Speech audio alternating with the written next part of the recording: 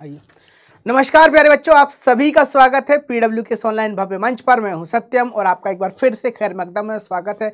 बहुत बहुत इस्तकबाल है आज के सेशन में, जो कि समरी सीरीज का सेशन है। और यहाँ पर हम डिस्कस करने वाले हैं एक और चैप्टर जिसका नाम है एक कहानी ऐसी भी।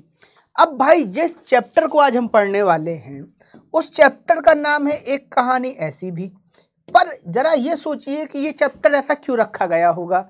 ठीक है, कुछ ना कुछ बात तो होगी ना, कि वो कहते हैं ना, एक कहावत है, और कहावत भी नहीं वो सच भी है, कि नाम के अंदर कोई ना कोई बात तो होती है। यथा नाम तथा गुण। ठीक है, इसीलिए किसी व्यक्ति को जानना है तो उसका नाम जरूर जानिए, और उसके नाम से जुड़ती हुई मिलती जुलती हुई कुछ ना कुछ क्वालिटीज उस व्यक्ति के अंदर हमेशा से मौजूद होती है। इसी तरीके से इस चैप्टर का भी नाम रखा गया है यह कहानी, एक कहानी यह भी।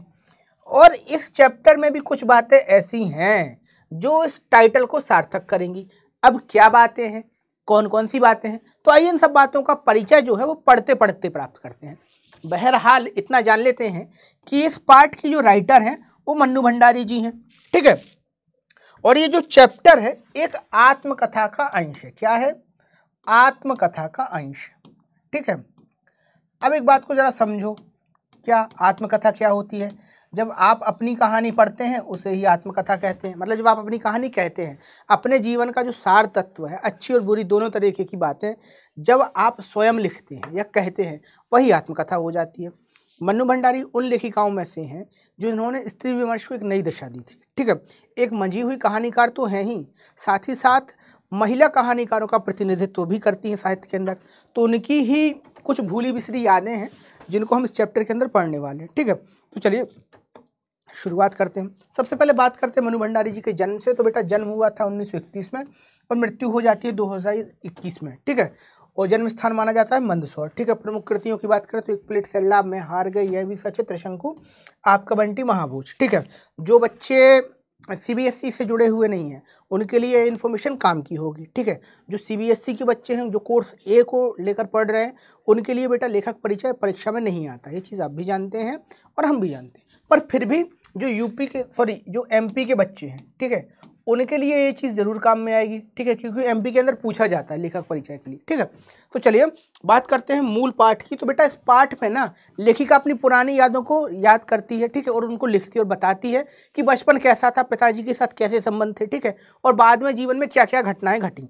तो इसी क्रम में सबसे पहले जो चैप्टर की शुरुआत होती है वो अजमेर की पुरानी यादों से होती है। लेखिका ये बताती है कि उसका जन्म जो है वो मध्य प्रदेश के भानपुरा गांव में हुआ था। कहाँ हुआ था? भानपुरा में हुआ था। ये एमसीक्यू बन सकता है बेटा, याद रखिएगा। ठीक है, कहाँ हो रहा है इनका जन्म? मध्य प्रदेश के भानपुरा गांव में हो रहा है। ठीक है, फिर देखो क्या होता है। परंतु जो घर उसे याद है वह अजमेर का ब्रह्मपुरी मोहल्ले का 2 मंजिला मकान है। ठीक है, तो यहाँ से दूसरा प्रश्न भी पूछा जा सकता है कि लेखिका जो है वो कहाँ रहने चली गई थी। तो लेखिका जो है वो अजमेर रहने चली गई थी। फिर देखो आगे बढ़ते हैं। इसकी ऊपरी मंजिल पर उसके पिताजी सदा पुस्तकों और पत्र पत्रिकाओं का ढेर से घिरे रहते थे। नीचे व्यक्तित्व विहीन अनपढ़ माँ अपने बच्चों की इच्छा और पति की आज्ञा का पालन करने में जुटी रहती थी। पिताजी का समाज में नाम और सम्मान था। वे कांग्रेस और समाज सुधार के कार्यों में लगे रहते थे। खुशहाली के दिन थे, अतः वे दरिया दिली से 8-10 विद्यार्थियों को घर पर रखकर पढ़ाते थे। वे बहुत कोमल, संवेदनशील किंतु क्रोधी और अहंकारी स्वभाव के भी थे। तो बेटा यहाँ से क्वेश्चन ये पूछा जा सकता है कि लेखिका के पिताजी कैसे थे। तो आप यहाँ बता सकते हैं कि वे बेहद कोमल, संवेदनशील पर क्रोधी किस्म के भी थे। ठीक है, देखो सीबीएसई के अंदर ना क्या है कि एमसीक्यू आते हैं, 2 नंबर के एमसीक्यू हमेशा से आ रहे हैं, और गद्य आधारित पाठों से भी आते हैं, पद्य आधारित पाठ से भी आते हैं। तो एमसीक्यू की दृष्टि से तो हमें पढ़ना ही है। ठीक है, अब बात करते हैं कि बताया क्या गया है। तो शुरुआत के में ये बताया जा रहा है कि लेखिका का जन्म जो है वो अजमेर में होता है, लेकिन वो जो है ना लेखिका का जन्म जो है वो भानपुरा में होता है, जो कि मध्य प्रदेश का एक गांव है। पर वहाँ से लेखिका अजमेर आ जाती है और अजमेर में उसके पिताजी जो हैं वो स्थापित हो जाते हैं। एक माने हुए व्यक्तित्व हैं, पढ़े लिखे व्यक्तित्व हैं। ठीक है, समाज में मान सम्मान है, तो उठना बैठना और सारी चीज़ें हैं।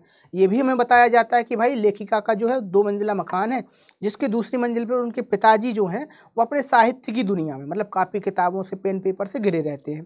ठीक है, पिताजी के व्यक्तित्व के बारे में बताया जाता है कि जो पिताजी होते हैं वो बहुत ही कोमल हृदय के होते हैं, और भाई आर्थिक स्थितियाँ ठीक है, समाज में जो है मान सम्मान है, तो उसी का दायरा रखते हुए वो 8-10 लोगों को अपने यहाँ रहने भी देते हैं, लोगों को पढ़ा भी रहे हैं, बच्चों को पढ़ा भी रहे हैं। ठीक है, तो ये तो था कहानी का एक पक्ष। चलिए अब बात करते हैं कहानी के दूसरे पक्ष की। दूसरे पक्ष में हमें पता चलता है कि पिताजी की आर्थिक स्थिति बिगड़ रही है। कैसी हो गई है? आर्थिक स्थिति बिगड़ रही है। ठीक है, देखिए अब क्या होता है। आर्थिक संकट के कारण पिताजी इंदौर से अजमेर आ गए। यहाँ आकर उन्होंने अंग्रेजी हिंदी शब्दकोश के अधूरे कार्य को पूरा किया, जिससे यश और प्रतिष्ठा तो बहुत मिली, किंतु अर्थ नहीं मिला। गिरती हुई आर्थिक स्थिति ने उन्हें निचोड़ कर रख दिया था। आर्थिक विषमता का प्रभाव बच्चों पर ना पड़े, इसका हमेशा प्रयास करते रहते थे। दूसरी ओर अभावों की ओर खिसकते जाने के कारण उत्पन्न क्रोध मां पर बरसता। अपनों के हाथ से गहरी चोट खाए पिताजी का विश्वास शक्की हो गया था। पिताजी का विश्वास कैसा हो गया था भैया? शक्की हो गया था। ये चीज भी याद रखिएगा। इतना शक्की स्वभाव की उसकी चपेट में हम सब लेखिका आदि आ जाते थे। तो भैया देखो होता क्या है, समय बदलता है, स्थिति बदलती है, परिस्थिति बदलती है, हर व्यक्ति की स्थिति परिस्थिति बदलती ही रहती है। और इसी क्रम में ये होता है कि जो लेखिका होती है और लेखिका के जो पिताजी होते हैं वो शक्की स्वभाव के हो जाते हैं। कैसे हो जाते हैं? शक्की स्वभाव के हो जाते हैं। ठीक है, क्यों हो जाते हैं? क्योंकि उन्हें कहीं धोखा मिला था। क्या मिला था? धोखा मिला था। किससे मिला था? अपने लोगों से कहीं धोखा मिला था। ठीक है, तो इस कारण जो है वो उनके पिताजी बड़े शक्की मिजाज के हो जाते हैं और वो छोटी छोटी बातों को शक्की नज़र से देखने लगते हैं। और एक शक्की व्यक्ति के सामने रहने के लिए या एक शंकालु व्यक्ति के साथ रहना बहुत कठिन हो जाता है। क्यों हो जाता है? क्योंकि वह जो व्यक्ति है, ठीक है, वह स्वयं का तो कॉन्फिडेंस खो चुका है और दूसरे को भी शक्की निगार से देखता है, तो उसके साथ रहना जो है वो विवादास्पद स्थिति हो जाती है। और इस विवाद का कभी ना कभी शिकार लेखिका या लेखिका के भाई बहन, लेखिका की माँ बन ही रहे थे। ठीक है, इस बात का जिक्र भी यहाँ तक किया गया है। फिर देखो कहानी में आगे क्या होता है। होता यह है लेखिका के व्यक्तित्व पर पिता का प्रभाव। देखो एक बात ये भी है, एक चीज समझना कि पिता चाहे कैसा भी हो, ठीक है, अपने बच्चों को हमेशा अच्छा ही बनाना चाहता है और बनाने का प्रयास भी करता है। ऐसा कभी नहीं हो सकता कि एक बुरा पिता ये चाहे, ठीक है, बुरा या अच्छा कोई भी पिता ये चाहे कि उसका जो बेटा है या उसका बेटी है बुरा बन जाए। ठीक है, कभी नहीं चाहता। हाँ, ये बात और है कि वो जाने अनजाने में कुछ चीज़ें ऐसी हो जाती हैं। ठीक है, लेकिन कोई भी पिता ये कभी नहीं चाहेगा कि उसका संतान जो है वो गलत रास्ते पर जाए, या फिर कोई भी पिता ये नहीं चाहेगा कि उसका संतान जो है वो यश ना कमाए। इसी क्रम में लेखक के जो लेखिका है उनके पिताजी की महत्वाकांक्षा भी थी कि हमारी बेटी नाम कमाए, हमारा बेटी आगे बढ़े। ठीक है, तो उसी क्रम में होता ये है कि लालन पालन के क्रम में उनके पिता के जाने अनजाने चाहे व्यवहार से मेरे अंदर हीन भावना कूट कूट कर भर दिया गया। मेरी बहन गोरी और वह काली दुबली थी। पिताजी की पसंद गोरा रंग ने बड़ी बहन को तारीफ और मुझे हीन भाव का शिकार बना दिया। अब यहाँ से बेटा एक सीख ये भी मिलती है कि जाने अनजाने में हमारे माँ बाप ही हमें इंफेरिटी कॉम्प्लेक्स दे देते हैं। ठीक है, कभी हम अच्छे हो जाते हैं, कभी हम बुरे हो जाते हैं, तो इस चीज़ को भी समझना चाहिए। ठीक है, अगर आप जब कल के दिन माँ बाप बने तो इस चीज़ को याद रखिएगा कि बच्चों को इंफेरिटी नहीं देना है। ठीक है, जो भी है जैसा ही बच्चा तो बच्चा है, तो उसको उसी सहज भाव से स्वीकार करना है। लेखिका ये भी बता रही है। फिर देखो आगे क्या है। लेखिका कहती है कि इस हीन भावना के कारण मान सम्मान प्राप्त होते हुए भी आज तक वह उबर नहीं पाई है। लेखिका बताती है कि उनका अतीत आज भी उनके व्यक्तित्व पर छाया हुआ है। लेखिका की माँ बहुत धैर्यशाली स्वभाव की थी। उन्होंने जिंदगी भर त्याग किया, अतः भाई बहनों का लगाव माँ की तरफ था, परंतु वह त्याग लेखिका के लिए आदर्श ना बन सका। तो यहाँ पर हमें एक चीज़ ये पता चलती है कि पिताजी ने कहीं ना कहीं जो है बेटी के व्यक्तित्व में एक हीन भावना डाल दी थी। वो उसके व्यक्तित्व को लेकर थी और ये हीन भावना इतनी प्रबल थी कि कभी लेखिका इससे उबर ही नहीं पाई। ये बात लेखिका खुद कोट करते हुए कहती हैं।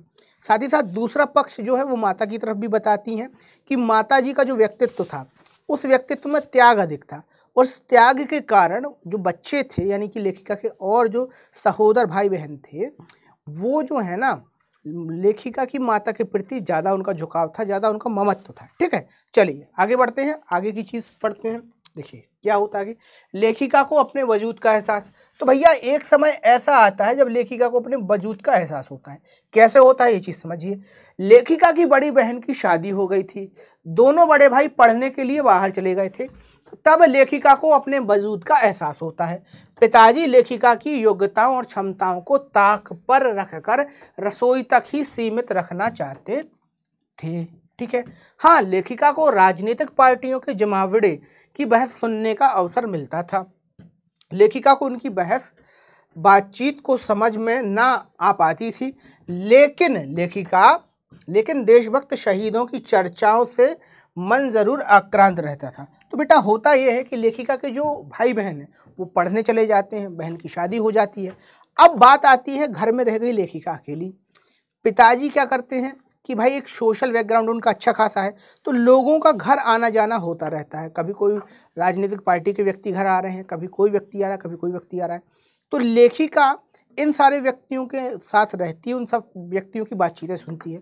उसके मन में कहीं ना कहीं ये भावना जरूर आ जाती है कि यार हमारा देश जो है वो गुलाम है, क्योंकि जिस दौर की ये बात है उस दौर में देश गुलाम था। ठीक है। तो वो स्वतंत्रता का जो आंदोलन था वो अपने चरम पर था। ठीक है। तो कुछ चीज़ें वहाँ से लेखिका के मन में आना शुरू होती हैं। उसे क्रांतिकारियों के प्रति जो दमन भाव होता है उसके प्रति आक्रांत भाव आता है कि भाई हमारे जो लोग हैं वो इतना कष्ट सह रहे हैं, इसलिए सह रहे हैं। ठीक है। ये बात जो है ना वो लेखिका के मन में आ रही है।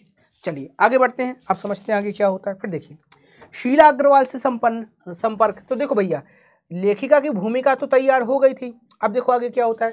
10वीं कक्षा के बाद लेखिका को बहस सुनने या किताब पढ़ने की आदत लग गई थी। सन 1945 में उन्होंने कांग्रेस में प्रवेश लिया तथा प्राध्यापिका शीला अग्रवाल से परिचय हुआ। शीला अग्रवाल ने उन्हें कुछ किताबें पढ़ने को दी। देश की स्थितियों को जानने समझने का जो सिलसिला पिताजी ने शुरू किया था उसे शीला अग्रवाल जी ने सक्रिय भागीदारी में बदल दिया। मैं भी युवा थी और शीला अग्रवाल की जोशीली बातों ने रगों में बहते खून को लावे में बदल दिया। पिताजी के क्रोध की चिंता किए बिना उल्टा उसने बहस करने लगी। फिर यह सिलसिला शुरू हो गया। तो देखो बेटा होता क्या है, हर व्यक्ति का व्यक्तित्व जो है वो कहीं ना कहीं टीचरों से इन्फ्लुएंस होता है। ठीक है। कहीं ना कहीं शिक्षकों का योगदान होता है हर व्यक्ति को बड़ा बनाने में। ठीक है। तो उसी क्रम में क्या होता है कि जब लेखिका जो है 10वीं से कॉलेज में जाती है, अब चूंकि जिस दौर की ये घटना है उस दौर में 11वीं 12वीं नहीं होती थी, आप मैट्रिक पास करिएगा सीधे कॉलेज जाइएगा। ठीक है। तो जब लेखिका कॉलेज गई वहाँ पर उसका जो संपर्क है एक शिक्षिका से हो जाता है जिनका नाम है शीला अग्रवाल। ठीक है। शीला अग्रवाल जो है वो बड़े विचारों की महिला होती हैं और वही जो बड़े विचार हैं वो मनु भंडारी के जहन में डालती हैं। तो मनु भंडारी का जो स्वभाव था, ठीक है, चूँकि एक तो उम्र बहुत कम, युवावस्था, ठीक है, और विचारों का जो प्रवाह था वो तीक्ष्ण विचारों का प्रभाव था। इससे लेखिका के मन में क्या आता है, विद्रोह की भावना आने लगती है और वो अपने पिताजी से बहस करने लगती है। ठीक है। अब देखिए कहानी में आगे क्या होता है। देखिए फिर क्या है, मेरे कॉलेज से पिताजी के लिए पत्र आया कि आप आकर मिलें और बताएं कि मेरी गतिविधियों के कारण अनुशासनात्मक कार्रवाई क्यों न की जाए। पत्र पढ़ते ही पिताजी आग बबूला हो गए और कहने लगे, यह लड़की मुझे कहीं मुंह दिखाने लायक नहीं छोड़ेगी। गुस्से में भन्नाते हुए गए थे। मैं डर के कारण पड़ोस में जा बैठ गई। लौट कर आए तो खुश थे। कहाँ तो पिताजी जाते समय मुँह दिखाने से घबरा रहे थे और कहाँ बड़े गर्व से कहकर आए कि यह तो पूरे देश की आवाज़ है, इस पर कोई कैसे रोक लगा सकता है। बेहद गदगद होकर पिताजी सुनाते रहे और मैं अवाक थी। मुझे अपने कानों पर विश्वास नहीं हो रहा है। तो बेटा एक दफ़ा का किस्सा ये होता है कि मनु भंडारी के घर पे पत्र आता है। किसके लिए आता है? मनु भंडारी के पिताजी के लिए आता है। और पत्र में कहते हैं प्रिंसिपल साहब कि आप आइए और ये बताइए कि आपकी बेटी को जो है ना अनुशासनात्मक कार्रवाई के दायरे में क्यों ना लिया जाए। जब ये पत्र लेखिका के पिताजी पढ़ते हैं तो बड़े तमतमा जाते, बड़ा गुस्सा आता है कि बताओ हमारी बेटी ऐसा कर रही है, अब हम समाज में कैसे मुंह दिखाएंगे, क्या करेंगे। ठीक है। क्योंकि दबाव बहुत रहता है और उस समय में बेटी का पिता होना, बेटी के इस तरीके के पत्र आना बहुत बड़ी बात हो जाया करती थी। आजकल का तो समय अलग ही है, पर उस समय जो है ना वो बड़ी दबाव वाली बात हुआ करती थी। तो फिर होता ये है कि इतनी सब डांट फटकार के बाद जो है ना लेखिका के जो पिताजी हैं वो कॉलेज जाते हैं। पर कॉलेज में तो लेखिका की प्रशंसा सुनने को मिलती है और वहाँ से उनके पिताजी जो है ना कॉलेज से वापस गदगद होते हुए आते हैं। गए थे एकदम जलते हुए, एकदम तड़तड़ाते हुए, और आते हैं एकदम शीतल फूल की तरह और अपनी बेटी की तारीफ़ करते हैं। आहा मनु क्या है, मेरी बेटी देखो देश की आवाज़ है, ये है वो है। अब मनु भी अब आके भैया मैंने ऐसा कौन सा तीर मार दिया कि पिताजी गुस्सा में थे और अब खुश हो रहे हैं, ठीक है। तो इस तरीके से एक भाव भी ये पता चलता है, पिताजी के व्यक्तित्व की एक दशा पता चलती है और मनु का व्यक्तित्व भी पता चलता है कि मनु भंडारी किस प्रकार का व्यक्तित्व जो था, उनका सामाजिक व्यक्तित्व था। अब चलिए आगे बढ़ते हैं, कहानी को विकास की ओर ले चलते हैं।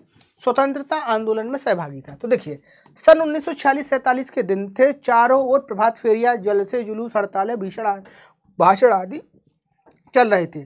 हर युवा इस माहौल में शामिल था। फिर लेखिका भला कैसे पीछे रहती। लेखिका घूम घूम कर सड़कों पर नारे लगवाती, हड़तालें करवाती और सारी वर्जनाएं तोड़ डालती। यहाँ पर एक प्यारा सा शब्द आया है, वर्जनाएं, ठीक है। वर्जना यानी कि वह कार्य जो ना किया जाए, क्या ना किया जाने योग्य कार्य, ना किए जाने योग्य कार्य, ठीक है, उसे ही हम वर्जना कहते हैं, ठीक है। ये शब्द इसलिए भी महत्वपूर्ण है बेटा क्योंकि इस शब्द का प्रयोग जो है ना अब नहीं मिलता है, ठीक है। ना सामाजिक संदर्भ में इस शब्द का प्रयोग किया जाता है और ना साहित्य की दुनिया में, क्योंकि वर्जनाएं वो सीमाएं थी जिनको बनाते हुए या जिनको मानते हुए एक सभ्यता का विकास होता है या समाज का विकास होता है। अब आज के दौर में तो वर्जनाएं बची ही नहीं है, ठीक है। तो इसलिए ये शब्द जो है ना इतिहास का शब्द हो चुका है, ठीक है। तो होता ये है कि लेखिका आज़ादी के आंदोलन में भाग लेती है, तो कभी हड़ताल, कभी कुछ, कभी भाषण, कभी यहाँ कभी वहाँ, तो घूम घूम कर आज़ादी की अलख जलाई जा रही है, ठीक है। और इस आज़ादी की अलख जलाने में उसके पिताजी के साथ भी वो जो है वो 36 का आंकड़ा हो जाता है। पिताजी कहते हैं कहाँ बेटा, कहाँ घूम रहे हो, रात में घूमना अच्छी बात नहीं है, ठीक है। और बेटी कहती अरे नहीं पिताजी, देश को आज़ाद कराना है, ठीक है। तो दोनों बाप बेटी में इस चीज़ को लेकर टसल होने लगती है, ठीक है। मनमुटाव जो हमेशा होता है, ठीक है, वो होता रहता है।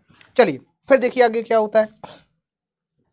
पिताजी के विरोध का दूसरा किस्सा। तो देखो भैया दूसरे किस्से में क्या होता है, पिताजी को अपनी प्रतिष्ठा का बहुत ख्याल था। उन दिनों आज़ाद हिंद फौज के मुकदमे के कारण देश भर में हड़तालें चल रही थीं। शाम के समय छात्रों का समूह चौराहे पर इकट्ठा हुआ, खूब भाषणबाजी हुई।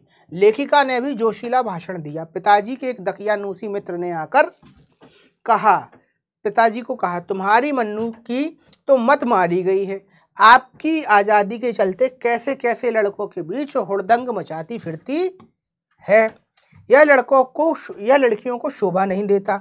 बस यह सुनते ही पिताजी क्रोध से भनभना उठे। उन्होंने लेखिका का घर से बाहर निकलना बंद करने की चेतावनी दे डाली। परंतु तभी शहर के एक प्रसिद्ध डॉक्टर अंबालाल जी उनके पास आ बैठे। उन्होंने लेखिका को देखते ही प्रशंसा की। बोले मैं तो चौपड़ पर तुम्हारा भाषण सुनकर ही भंडारी जी को बधाई देने चला आया था। मुझे तुम पर गर्व है, ठीक है। बेटी की प्रशंसा सुनकर भंडारी जी का क्रोध धीरे धीरे गर्व में बदल गया और इस प्रकार लेखिका की जान बची। तो देखो बेटा एक बार का किस्सा है कि पहले ना क्या होता है कि लेखिका और लेखिका के पिता के बीच इस बात को लेकर बहस हो गई होती है, एक बात को लेकर झगड़ा हो जाता है कि भाई तुम्हें बाहर नहीं जाना है, और लेखिका कहती मैं तो जाऊंगी, ठीक है। फिर एक बार क्या होता है कि इसी क्रम में आज़ाद हिंद फौज के कुछ सैनिकों का मुकदमा चल रहा होता है। कोर्ट उन्हें सज़ा सुना देता है और इस सज़ा के विरोध में जो है ना हड़ताल की जाती है, चक्का जाम किया जाता है, बहुत सारी चीज़ें की जाती हैं। ऐसी ही एक गतिविधि में लेखिका जो होती है वो एक चौराहे पर भाषण देती है और ये जो भाषण है दो व्यक्ति सुन लेते हैं। पहला जो होता है वो लेखिका के पिता का एक मित्र होता है, ठीक है, थोड़े से दकियानूसी विचार वाला, और जाके वो भिड़ा देता है, ठीक है, कह देता है लेखिका के पिता से अरे राम राम राम, तुम्हारी बेटी ऐसा कर रही है, तुम्हारी बेटी पता नहीं किस किस के साथ घूम रही है, बताओ भैया तुमने तो बिगाड़ दिया है अपनी बेटी को, ज़रा छूट देना कम करो, बेटी को घर के अंदर रखो, ऐसा कह के पिताजी को चढ़ा दिया। अब पिताजी भन्ना उठे, पिताजी ने मन्नू को बुला लिया, काहे मन्नू क्या कर रही हो, ठीक है, ऐसा करना चाहिए, तमाम तरीके की बातें जो हैं वो कह डाली, ठीक है, और मन्नू से ये भी कह दिया कि तुम्हारा घर से निकलना बंद, ठीक है। अब ये सिलसिला चल ही रहा होता है कि इतने में ही एक प्रसिद्ध जो डॉक्टर हैं शहर के अंबालाल जी, वो घर आ धमकते हैं और आते ही कह देते हैं, क्या कह देते हैं कि भैया भंडारी जी आप तो धन्य भागी हैं, आपके जैसी बेटी तो भैया गजब है, ठीक है, साक्षात सरस्वती का अवतार है, ऐसा भाषण देती है कुछ मत पूछिए, मज़ा आ गया सुन के, आपकी बेटी नहीं साक्षात सरस्वती है। अब जैसे ही भंडारी जी ने ये सुना सो भंडारी जी गिल्ल हो गए, ठीक है, मतलब फूल के पिक्का हो गए कि भाई हमारी बेटी इतनी विद्वान है, हमारी बेटी की इस प्रकार से प्रशंसा हो रही है, ठीक है। तो इस प्रकार से जो है ना, अम्बालाल जी ने उन्हें बधाई दी और इस प्रकार से मन्नू की वहाँ से जान बचती है, ठीक है, अपने पिताजी की क्रोध से जान बच रही है। अब बेटा इस कहानी में ना, इस पूरे के पूरे वाक़ये में एक चीज़ तुमने ज़रूर देखी होगी कि यहाँ द्वंद्व केवल विचारधाराओं का द्वंद्व नहीं है, यहाँ द्वंद्व परिस्थितियों का भी द्वंद्व है कि जब समाज आप पर उंगली उठा देता है, भले ही आप सही हैं, तब लोग आपके खिलाफ हो जाते हैं। जैसे लेखिका अच्छा काम कर रही है, स्वतंत्रता के आंदोलन में भाग ले रही है, लेकिन समाज का एक व्यक्ति आता है, पिताजी से कह देता है कि यार आपका बेटी गलत है, बहुत गंदा है, ठीक है, अब नहीं हो पाएगा, अब तो ये तो बिल्कुल बर्दाश्त के बाहर है। तो पिताजी आग बबूला हो गए। दूसरा व्यक्ति आके कह देता कि वाह क्या बढ़िया काम है, ठीक है, ऐसा कोई होता है, आपकी बेटी तो धन्य है, साक्षात सरस्वती है। तो पिताजी प्रसन्न हो गए। अब इस चीज़ से ना हमें परिस्थितियों का बोध भी होता है कि भले ही परिस्थिति पुरानी है, समय गुजर गया, लेकिन यहाँ हमें पता चलता है कि अगर आप सही हैं पर समाज आपको सही नहीं मानता है, तब आप बुरे हो जाते हैं, और अगर आप सही हैं, समाज आपकी प्रशंसा कर दे तो आप प्रसिद्ध हो ही जाते हैं, ठीक है। तो एक विचारधारा भी बेटा, इसलिए भी हम चैप्टर्स को पढ़ते हैं, कहानियाँ पढ़ते हैं, कि वो हमें जीवन जीने की कला भी सिखाती है, ये विचार भी हमें सिखा रही हैं, ठीक है। तो चलिए इस विचार को समझते हुए आगे बढ़ते हैं और समझते हैं चैप्टर में आगे क्या हुआ। देखिए, कॉलेज की ओर से अनुशासनात्मक कार्रवाई भी होती है। होता यह है बेटा कि मई 1947 में शीला अग्रवाल को लड़कियों को भड़काने और अनुशासन बिगाड़ने के आरोप में कॉलेज से नोटिस दे दिया जाता है, ठीक है। अब जब नोटिस दे दिया तो जुलाई में थर्ड ईयर की कक्षाएं बंद करके लेखिका और उसकी जो दो साथी उनको भी निकाल दिया जाता है। क्या होता है कि लेखिका और उनकी दो साथियों को वहाँ से निकाल दिया जाता है, परंतु लेखिका ने बाहर खूब हुड़दंग मचाया कि कॉलेज को अगस्त में थर्ड ईयर खोलना पड़ा, तभी भारत देश आज़ाद हो जाता, ठीक है। क्या होता है, भारत देश कब आज़ाद हो जाता है? अगस्त में। पर उससे पहले क्या होता है कि शीला अग्रवाल को अनुशासनात्मक कार्रवाई का नोटिस देके वहाँ से जाने के लिए कह दिया जाता है। इस बात से लेखिका भड़क जाती है, लेखिका आंदोलन करती है और लेखिका को भी कॉलेज से बाहर कर दिया जाता है, अनुशासनात्मक कार्रवाई की जाती है। पर इसी बीच देश आज़ाद हो जाता है, और जब देश आज़ाद हो गया तो स्थितियां बदल जाती हैं, ठीक है। थर्ड ईयर को वापस खोला जाता है, ठीक है। इस तरीके से ये कहानी जो है बेटा वो यहीं संपन्न होती है, ठीक है। और इस कहानी से हमें सीख मिलती है कि जीवन में हर व्यक्ति के पीछे, हर बड़े व्यक्ति के पीछे कोई ना कोई और एक या दो या तीन या चार, जो भी आप कहें, कोई परिस्थिति, कोई व्यक्ति ज़रूर होता है जो उस व्यक्ति को बड़ा बनाता है या उस व्यक्ति के व्यक्तित्व को गढ़ता है। जैसे मन्नू भंडारी के व्यक्तित्व को गढ़ने में शीला अग्रवाल की भूमिका थी, ऐसे ही हर व्यक्ति को गढ़ने में किसी दूसरे व्यक्ति की भूमिका होती है, ठीक है। तो इस संदेश के साथ मिलते हैं बेटा अगले सेशन में। तब तक के लिए बने रहिए PW परिवार के साथ। धन्यवाद।